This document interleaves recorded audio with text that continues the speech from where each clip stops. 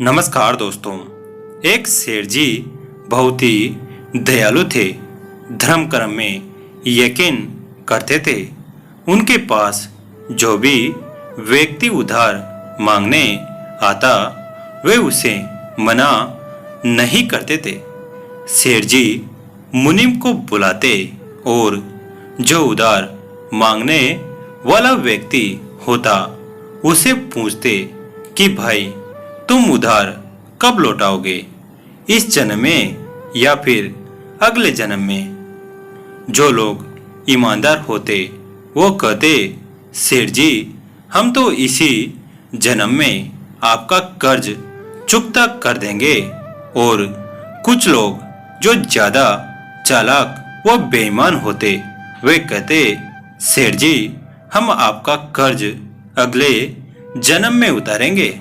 और वो अपनी चालाकी पर वे मन ही मन खुश होते कि क्या मूर्ख सेठ हैं, अगले जन्म में उधार वापसी की उम्मीद लगाए बैठा है।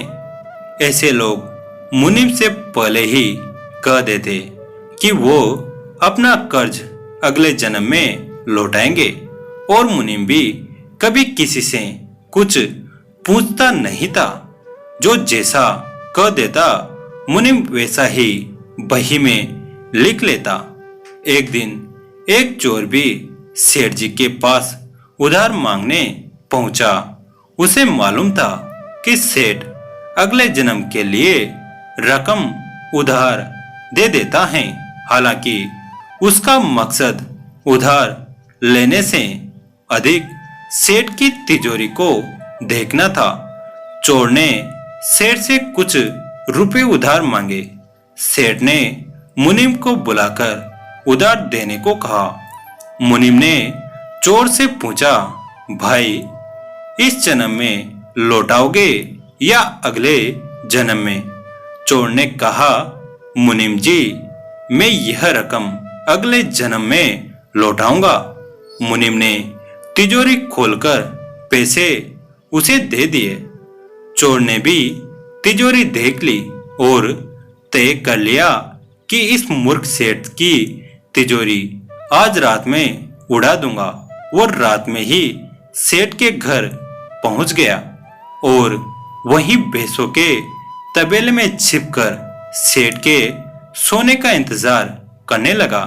अचानक चोर ने सुना कि भैंसें आपस में बातें कर रही हैं और वह चोर भैंसों की भाषा ठीक से समझ पा रहा है। एक भैंस ने दूसरी से पूछा तुम तो आज ही आए हो न बहन। उस भैंस ने जवाब दिया हाँ आज ही सेठ के तबेले में आई हूँ। सेठ जी का पिछले जन्म का कर्ज उतारना है और तुम कब से यहाँ हो। उस भैंस ने पलटकर पूछा तो पहले वाली भैंस ने बताया मुझे तो 3 साल हो गए हैं बहन। मैंने सेठ जी से कर्ज लिया था यह कहकर कि अगले जन्म में लौटाऊंगी। सेठ से उधार लेने के बाद जब मेरी मृत्यु हो गई तो मैं भैंस बन गई और सेठ के तबेले में चली आई।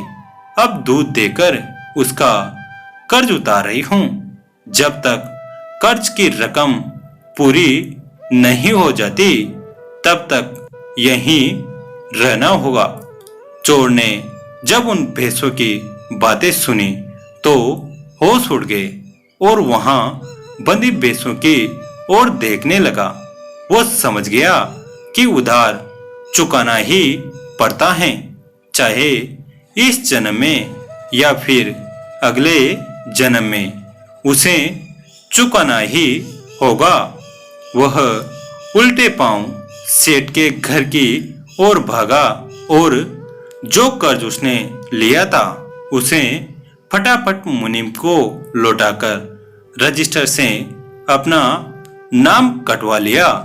हम सब इस दुनिया में इसलिए आते हैं क्योंकि हमें किसी से लेना होता है तो किसी का देना होता है। इस तरह से प्रत्येक को कुछ न कुछ लेन देन के हिसाब चुकाने होते हैं।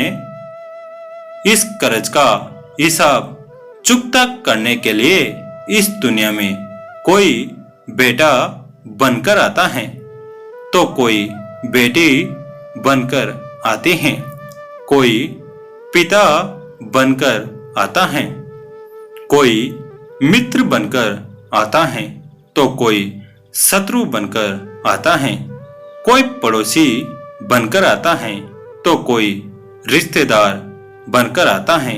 चाहे दुख हो या सुख, हिसाब तो सबको देने ही होते हैं। दोस्तों, यह कहानी आपको कैसी लगी कमेंट करके जरूर बताएं।